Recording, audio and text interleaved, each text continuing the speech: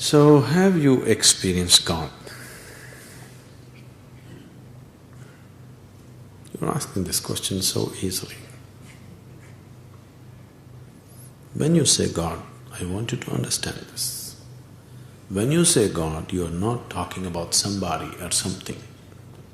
When you say God, you're talking about the source of your own creation, isn't it? Isn't it so? When you say God, you're talking about the source of your creation, from what you have come. What is the source of my being? That's what you're asking. So you're asking me, have you experienced the source of my being or your being? Because it cannot be different. Right now, your being and my being may be very different, but the source of this cannot be different.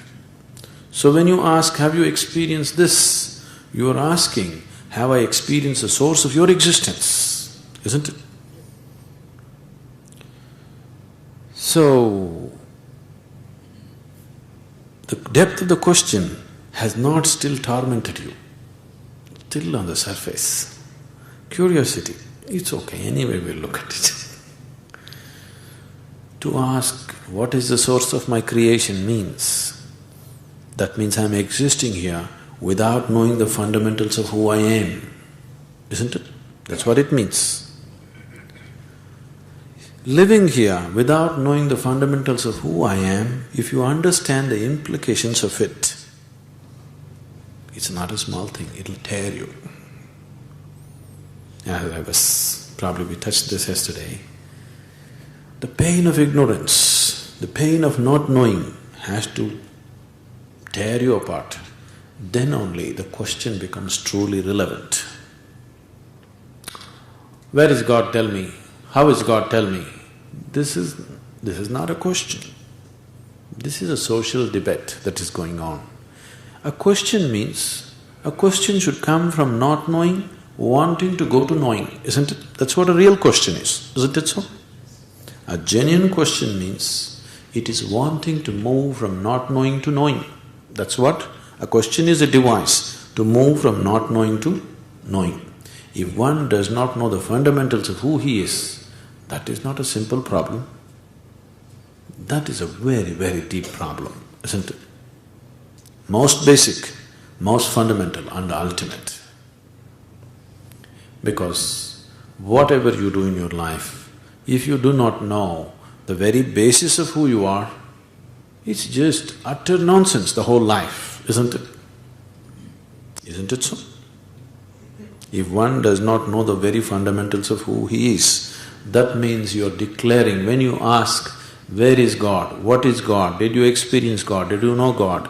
When you ask these questions, you are telling to yourself that my life is utter nonsense, A to Z. Everything in my life is utter nonsense. Maybe the impact of that realization has not sunk into you yet. It should. You must know the pain of not knowing. Then you cannot be here without knowing. You have to know. Once such a situation comes, such a burning comes within you that you cannot sleep one day without knowing, it's not far away because what you're trying to know is within you. If you burn with the longing to know, what you want to know is sitting up in the heaven, that would be a difficulty. If you burn wanting to know, if wanting to know burns you, it is immediate because it's right here. Anyway, let's start from your beliefs and whatever you believe in, whatever your understanding is, from that. Because we can only go from where you are. They have always told you, God is everywhere. Is that so? Or even if they have not told you, whichever religion, whichever culture, they have told you this. But even if they have not told you, from your own intelligence, if you look at it, you can see if there is something called God, it has to be everywhere. Yes? If I can lock him up in my temple and come, he's no good to you. Isn't it so?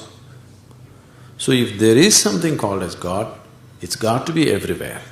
If it's everywhere, It needs to be here also, there also, there also, there also.